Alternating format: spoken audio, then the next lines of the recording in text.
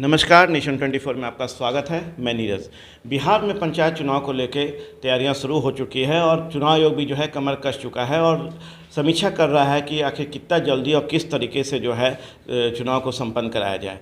इसी क्रम में जो है वर्तमान मुखिया प्रत्याशी या प्रतिनिधि भी जो हैं अपने क्षेत्र का दौरा कर रहे हैं, अपने पंचायत का दौरा कर रहे हैं, जनता से मिल रहे हैं, उनकी बातों को सुन रहे हैं, योजनाओं को देख रहे हैं और कैसे उस जो समस्या रह गई है उसे दूर करें, इस पे भी गौर कर रहे हैं। नेशन 24 की टीम भी जो है पूरे बिहार के पंचायत के दौरे पे है और हर पंचायत में जाके समीक्षा कर रही है, देख रही है, लेखा जोखा ले रही है और कितने कागजी घोड़ा दौड़ाए गए हैं, कितने ज़मीनी स्तर पे काम हुआ है, कितने योजनाओं को ज़मीन पे उतारा गया है, इन सारी चीज़ों को देख रही है, समझ रही है और अपने माध्यम से आला अधिकारियों से लेकर माननीय मुख्यमंत्री तक पहुँचा रही है। इसी क्रम में नेशन 24 की टीम जो है अभी पहुँची है मालिकपुर नेमदारीगंज पंचायत में और हमारे साथ मौजूद हुए हैं उदय कुमार जी, जो वर्तमान मुखिया हैं इस पंचायत से। आइए आज हम इनसे बात करते हैं और जानते हैं इस पंचायत में कितना विकास कर पाए, क्या क्या समस्या रही, कौन कौन मुद्दों से इनको रूबरू होना पड़ा और कैसे उन सारे चीज़ों को दूर करते हुए जो है विकास की एक बातें, विकास की एक गाथा जो है इस पंचायत में लिख पाए। आपको बता दें कि उदय कुमार जी जो वर्तमान मुखिया हैं, इनको नरेगा के तहत जो है 2019 में अवार्ड भी दिया गया था बेहतर कार्य को लेके। इन सारे चीज़ों पर भी हम चर्चा और परिचर्चा इनसे करेंगे और जानेंगे इस पंचायत के बारे में इनकी ही जुबानी। नेशन 24 में आपको आने के लिए बहुत बहुत धन्यवाद। जी धन्यवाद आपको। मेरा पहला सवाल है 2016 से 2021 में कितना विकास कर पाए आप इस पंचायत में और कैसे कैसे समस्याओं से रूबरू होना पड़ा? 2016 से 2021 का जो टर्मिनेशन है वो मेरे लिए बहुत ही चुनौतीपूर्ण था, क्योंकि इसके पहले मेरी माता जी मुखिया थी। उस समय भी मैंने काफ़ी अच्छा प्रोग्रेस पंचायत को दिलाया था और इस बार भी सबसे पहले तो मैंने पूरे पंचायत को सबसे पहला नवादा ज़िले में ODF किया हूँ और घर घर मैं शौचालय ODF के तहत बनवाया हूँ। सभी लोगों को बिजली, सभी लोगों को पानी पीने के लिए और अच्छे कार्य, बेहतर प्रदर्शन को देखते हुए हमारे पंचायत में 2017 में माननीय मुख्यमंत्री श्री नीतीश कुमार जी भी आए थे और पंचायत के कार्यकलापों को उन्होंने देखा और अच्छा उन्होंने प्रशंसा भी किया और हम लोग उसी प्रशंसा के जोश खरोश में और मैंने पूरे पंचायत को अच्छा से सजाने संवारने का काम किया। मैं एक तालाब भी बनवाया, उसको भी लोग देखने के लिए दिल्ली से भी राष्ट्रीय स्तर के अधिकारी लोग और अच्छे अच्छे नेतागण आए और मैं निरंतर अपने पंचायत में शांति व्यवस्था पे बहुत विशेष जोर देता हूँ, विशेष ध्यान रखता हूँ, किसी तरह का कॉम्युनल फीलिंग ना हो, ये सब हमारी प्राथमिकताएं में है। बच्चे लोग स्कूल जाएं, ये हमारी सोच है। गरीब लोगों को राशन किसी अन्य तरह का जो सुविधाएं हो, जैसे स्वास्थ्य का व्यवस्था वगैरह, ये सब पे मेरा पूरी तरह से अपना सुझाव लोगों को रहता है। अधिकारी लोगों से भी मिलकर मैं सभी तरह के समस्याओं का निदान करता हूं। मेरा दूसरा सवाल है, माननीय मुख्यमंत्री जी का सपना है 7 निश्चय योजना का ड्रीम प्रोजेक्ट था, उसमें 2 महत्वपूर्ण प्रोजेक्ट है, एक जल नल योजना, एक गली नली सड़क योजना। हम लोग विस्तार से पहले जल नल पे बात करते हैं कि कितना काम हो पाया और क्या घर तक नल पहुँचे, जहाँ पानी पहुँचे। जल नल योजना में हमारे पंचायत में 100% काम हो गया है पत्रकार जी और अभी तक सभी जल नल मेरे सक्रिय हैं। सभी वार्ड सदस्य और वार्ड सचिव के माध्यम से जो है संचालित किया जा रहा है और मुख्यमंत्री जी को मैं धन्यवाद देता हूं कि इन्होंने 7 निश्चय का जो प्रोजेक्ट बिहार में दिया है, ये बिहार के लिए बहुत अनोखा प्रोजेक्ट है। मैं बहुत इस प्रोजेक्ट को लेकर खुश हूं और इससे हमारे पंचायत वासियों को काफ़ी लाभ मिला है। पिछले साल जिस साल का महामारी का रूप लिया था, वाटर लेवल नीचे भागा था, यदि जल नल की योजनाएं नहीं रहती तो शायद हमारे पंचायत में लोगों को पानी की आपूर्ति नहीं हो पाती। क्या उसमें कुछ समस्या रहती है, जैसे मोटर को लेके, ये सारी चीज़ में भी समस्या उत्पन्न होती है? हाँ, जल नल योजना में सरकार को रख रखाव और मेंटेनेंस के लिए महीने का फिक्स राशि देना चाहिए था। अब वो गवर्नमेंट अगर देती तो और अच्छा से चलता और हम लोग तो जो भी है जल नल योजना लगाने के बाद जो 30 रुपया जो कलेक्शन करने की बात थी, वो ज़मीन पे तो है नहीं, सक्सेस नहीं है, लोग देना नहीं चाहते हैं। इसलिए हम तो माननीय मुख्यमंत्री जी से ये भी अनुरोध करते हैं कि जल नल योजना को मेंटेनेंस के लिए कम से कम मिनिमम 5,000 रुपया प्रति माह ग्राम पंचायत के खाते में आना चाहिए, जिससे जल नल योजना का हमेशा मेंटेनेंस होते रहे। देखिए मुखिया जी ने बहुत ही सही बातें कहा है, क्योंकि मैं अभी तक 400 से 500 पंचायत घूमा हूँ और ख़ासकर जनरल योजना को लेके जो ग्रामीण परिवेश में, जहाँ गांव में जब जाते हैं घर घर 1 रुपया करके प्रतिदिन लेने के, 30 रुपया प्रतिदिन लेना है महीना का, तो जब ये लेने जाएंगे तो कोई भी मना करता है। हमने भी जब इस पर एक स्टोरी किया था तो उसमें ये बातें सामने आई थी कि नहीं, हम वो 30 रुपया नहीं दे सकते हैं, उससे बढ़िया तो हम चापाकल से ले लेंगे पानी, या फिर हम ये ले जाओ आप उखाड़ के ये करो, मतलब बहुत सारी बातें उनका कहना था। तो कहीं नहीं सरकार को ये जरूर सोचना चाहिए और ये जरूर करना चाहिए कि इस योजना जो एक बेहतर योजना है हर घर जल का, उसमें कहीं ना कहीं जो है, जो मुखिया जी कह रहे हैं कि एक रखना चाहिए राशि, जिसके तहत जो उसका मेंटेनेंस भी हो सके, और उसी मेंटेनेंस के तहत जो मोटर चलाने में जो बिजली खर्च होगा उसका उपाय भी उसी के माध्यम से हो जाए, जिससे कि जो सुचारू तौर से जो हर घर तक जो है नल मिलता रहे और जल मिलता रहे।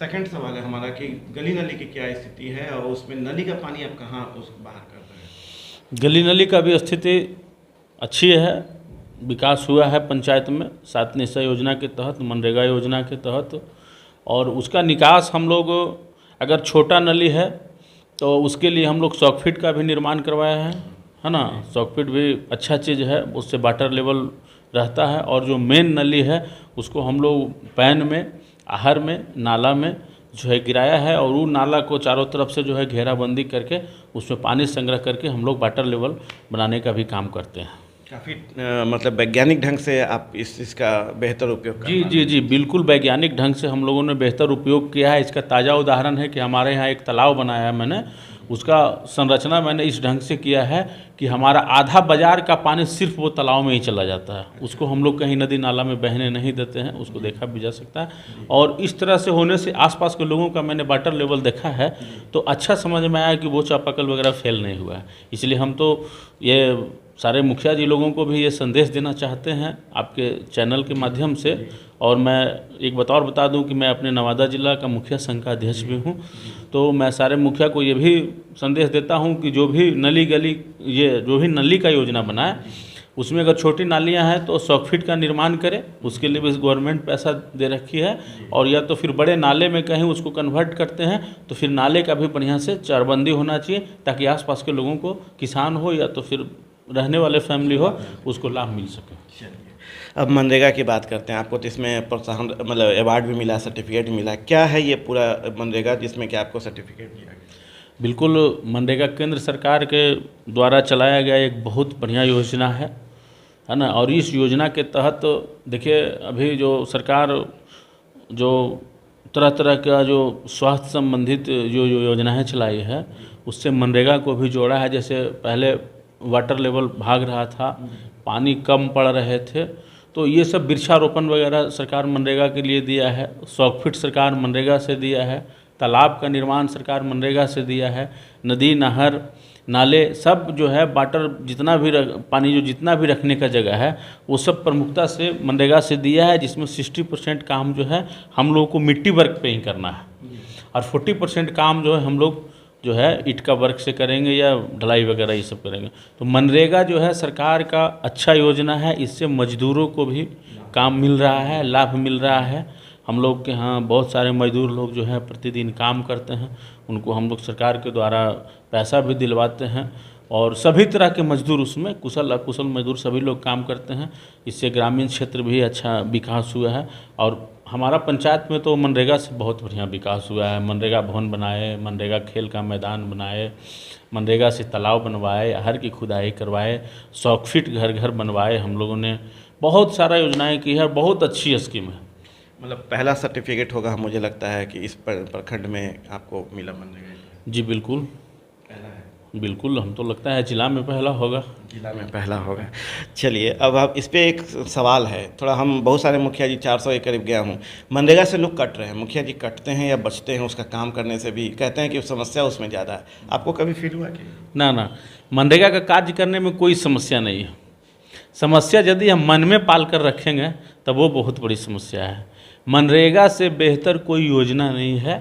ये है क्रियान्वयन उसका थोड़ा सा टफ है अन्य योजनाओं के बनिस्पत, लेकिन वो बहुत बढ़िया योजना है। और हम लोगों ने जो विकास पंचायत में किया है उसमें 80% विकास मेरा मनरेगा योजना से किया गया है। और बहुत अच्छा योजना है। जो मुखिया जी लोग कहते हैं कि मनरेगा योजना चलाना टफ है, मैं उनको संदेश देना चाहता हूं कि इस पे यदि मन लगाया जाए तो योजना संचालन के साथ साथ हमारे गांव के गरीब मजदूरों को भी इसमें रोजगार जो है मिलता है। और सभी लोग मनरेगा का संचालन अच्छा और मेहनत ढंग से करें तो पूरे पंचायत का विकास होगा। अभी जो मनरेगा के तहत जो मजदूरों को राशि उपलब्ध हो पाती है वो 194 या 196 के करीब है, और वर्तमान में जो स्थिति है बाहर मार्केट की बात करें तो 300 साढ़े 300 के करीब है। कैसे मैनेज होता है, और क्या सरकार से आग्रह करना चाहेंगे कि क्या इस राशि को थोड़ा बढ़ाया जाए जिससे मजदूर ज़्यादा मिले? ये थोड़ा सा समस्या है इसमें। सरकार का जो 190 या 194 दिया गया ना, तो इसमें हम तो सरकार से ये कहेंगे कि मजदूरी कम से कम 350 रुपया होना चाहिए। अभी गांव देहात में मजदूरी 350 चलता है ना, लेकिन हम लोग परमानेंट मजदूर जो लेबर लोग रखते हैं तो उनको 10-20 रुपये कम देते हैं, है ना। और थोड़ा बूढ़ा बुजुर्ग भी रहे, विकलांग लोग भी रहे, उन लोगों को भी एडजस्ट करके रखना पड़ता है। लेकिन मजदूरी बढ़ना चाहिए, इसमें कम से कम 400 रुपया 350 रुपया लेबर का होना चाहिए और 600-700 रुपया मिस्त्री का होना चाहिए। मतलब उससे क्या होगा कि भागेंगे नहीं लोग, छोड़ेंगे नहीं और मनरेगा के तहत कार्य भी करेंगे, क्योंकि एकदम गारंटी योजना है ये, रोजगार गारंटी योजना है ये। अब अगला सवाल हमारा होगा आयुष्मान कार्ड को लेके, कितना कार्ड बना और कैसी स्थिति रही कार्ड को लेके? आयुष्मान कार्ड भी जो है हमारे पंचायत में अच्छा बना है, और हम लोगों ने घर घर जाकर सारे लोगों को जनधन योजना के बारे में, आयुष्मान कार्ड के बारे में और बहुत सारा जो माननीय प्रधानमंत्री जी के द्वारा है ना चलाया गया योजना है, उस सब योजना का लाभ हम लोगों ने गरीब लोगों तक पहुंचाया है। और बहुत सारे बच्चे लोगों का उसकी माता के साथ, उनके पिताजी के साथ पोस्ट ऑफिस में भी खाता जनधन योजना के तहत खुलवाकर सब लोगों को पोस्ट ऑफिस के निर्देशानुसार हम लोगों ने पैसा जमा करवाने का काम किया है। और मुझे लगता है कि आयुष्मान कार्ड से हम लोग को काफ़ी फ़ायदा हो रहा है। जिनके पास आयुष्मान कार्ड हैं वो निश्चिंत हैं कि हम किसी न किसी रूप में अपने आप को सेफ समझते हैं, क्योंकि 5 लाख तक मुफ्त इलाज की राशि है उसमें। जी बिल्कुल, 5 लाख तक का मुफ्त राशि है। और लोगों को दिख रहा है पंचायत में जो गरीब लोग हैं वो आयुष्मान कार्ड लेकर के संबंधित हॉस्पिटल चले जाते हैं तो उनका ऑपरेशन वगैरह अच्छा से हो जाता है। और हम तो चाहेंगे कि अधिक से अधिक सरकार 100% लोगों को आयुष्मान कार्ड जो है प्रोवाइड करवाए, ताकि कम से कम लोगों को जो है पैसे के अभाव में जो जान चले जाते हैं वो कम से कम बचाया जा सके। राशन कार्ड में थोड़े से गड़बड़ी कारण या पुराना राशन कार्ड होने के कारण आयुष्मान कार्ड बनने में दिक्कत आपके यहाँ भी आया?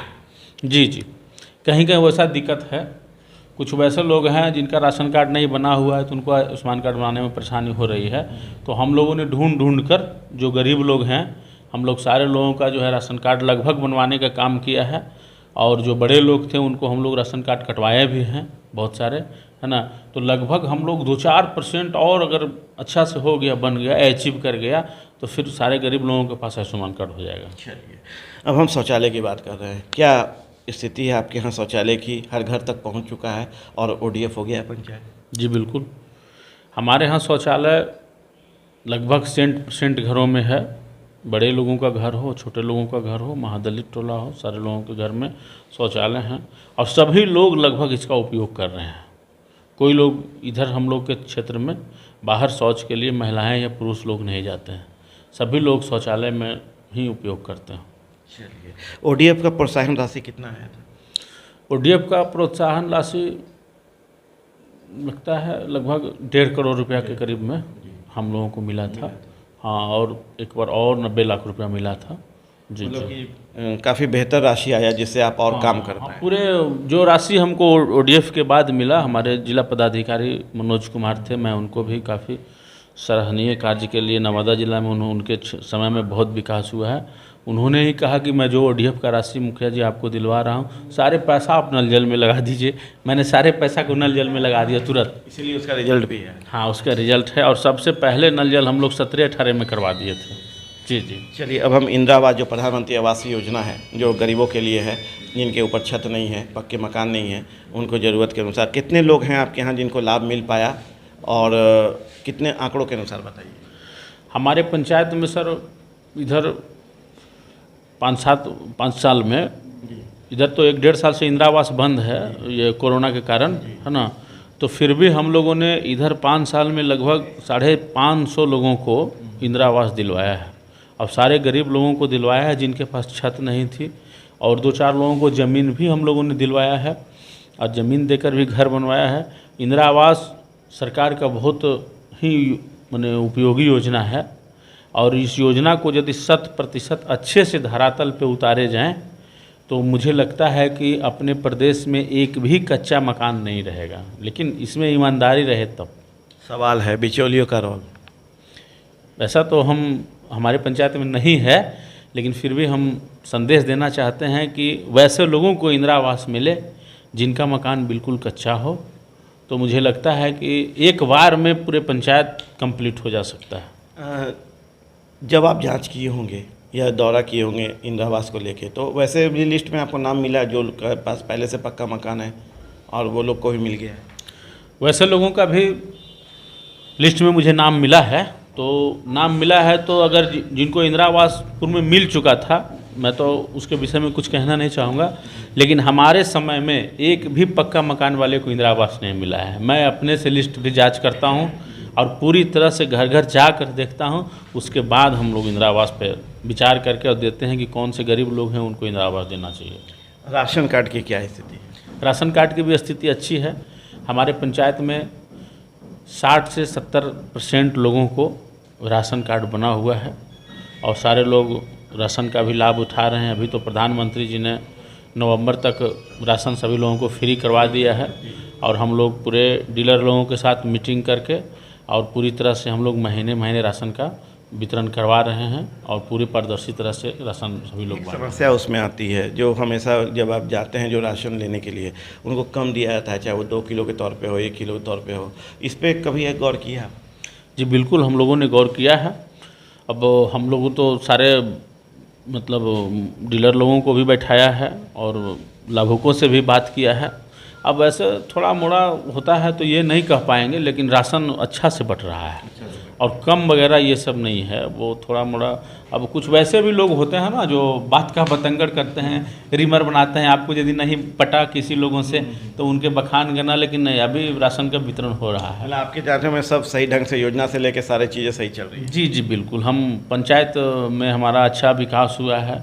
जितने डीलर्स हैं या आंगनबाड़ी सेविका हैं या आशा की दीदियाँ हैं, हमारे वार्ड सदस्य हैं या जो भी जनप्रतिनिधि हैं, सारे लोग हम लोग मिलजुल कर काम करते हैं। इस कोरोना काल में भी हम लोगों ने काफ़ी मिलजुल कर काम किया है और हम अपने पंचायत में 70 से 80% लोगों को वैक्सीन भी दिलवा दिया है और वैक्सीन के अभाव में थोड़ा सा अभी रुका हुआ है, नहीं तो 100% मेरा पंचायत में वैक्सीनेशन भी हो जाता और सारे लोगों के कार्यकलाप से हम लोग खुश हैं और अच्छा सारे लोग काम कर रहे हैं। चलिए, अंतिम सवाल है, कोरोना काल में हर घर मास्क देना था, कितना मास्क और क्या हर वार्ड हर घर तक पहुंच चुका है? जी बिल्कुल, कोरोना काल में सरकार का जो गाइडलाइन था, हम लोग को प्रत्येक घर में 6-6 पीस मास्क देना था, तो हम लोगों ने प्रत्येक घर में 6-6 पीस मास्क दिया और उसके अलावे 6 परिवार के अलावे किसी के घर में 1-2 और थे तो उनको भी हम लोगों ने दिया।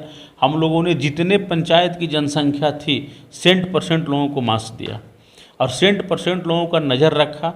जिन किन्हीं को हम लोगों ने एम्बुलेंस का सेवा देने का काम किया है, जो उस लायक जिनको हम लोगों ने समझा, और ख़ास करके मैं अपने पंचायत के आरएमपी डॉक्टर्स जितने हैं उनको भी मैं बहुत धन्यवाद के पात्र समझता हूं कि उस विकट परिस्थिति में भी सारे लोगों ने मिलकर और सारे लोगों को बचाया है, इसलिए वो भी काफ़ी धन्यवाद के पात्र हैं। और जितने भी समस्याएं कोरोना काल में हुआ है, हम लोगों ने पूरे बढ़ चढ़कर गरीब लोगों के साथ, जिनके पास पैसा नहीं था, जिनके पास और किसी चीज़ की अभाव थी, सारे अभाव को हम लोगों ने पूरा किया। चुनाव नज़दीक है, अब अधिसूचना जारी होगा, आप भी तैयारी में होंगे, कमर कस चुके होंगे चुनाव में जाने के लिए जनता के बीच। कैसा स्नेह प्यार है जनता से और कौन कौन से मुद्दों को लेकर इस बार आप चुनाव में जाएंगे? जनता का ही आशीर्वाद है कि हम 10 साल से मुखिया हैं और मेरा मुद्दा तो सिर्फ विकास है, शांति व्यवस्था है, अमन चैन है, जातीय दंगा नहीं होना है ना, शिक्षा पे विकास फोकस करना है। बस शांति व्यवस्था और विकास का मेरा जो मुद्दा है, हम यही मुद्दा को लेकर के अपने पंचायत वासियों के पास जाएंगे और मुझे पूर्ण विश्वास है कि कर्म मेरा यदि अच्छा होगा तो हम दोबारा वापस आ सकते हैं। तो अभी आपने मुखिया जी को सुना कि जो योजनाओं पर इन्होंने काम किया उसे बेहतर ढंग से हमारे सामने इन्होंने अपनी बातों को रखे हैं, बताए हैं कि किस ढंग से योजना पे काम किया, कितना विकास किया और किस ढंग से योजनाओं को करते हुए, समस्याओं को दूर करते हुए जो है सभी योजनाओं को ज़मीन पे उतारे हैं और उस पर मूल रूप से उसको काम किए हैं। चुनाव नज़दीक है, चुनाव के बाद ये जनता के बीच जाएंगे। इनका विश्वास है कि चूँकि इन्होंने बेहतर कार्य किया है इस पूरे पंचायत में, इसलिए जनता इन्हें फिर से पसंद करेगी। 2 टर्म से ये मुखिया के तौर पे कार्यरत हैं और तीसरा टर्म भी इनके पास है। जनता जिता के इनको लाएगी और ये जीत के आएंगे। फिर जो योजना में जो कमी रह गई है उसे लेते हुए सरकार की नई योजनाओं के साथ जुड़ते हुए जो है एक बेहतर कार्य, एक बेहतर विकास की बातें जो है इस पंचायत में करेंगे और कोशिश करेंगे किसी भी तरह से इस पंचायत को आदर्श पंचायत के रूप में सामने लाया जाए। आप नेशन 24, नमस्कार।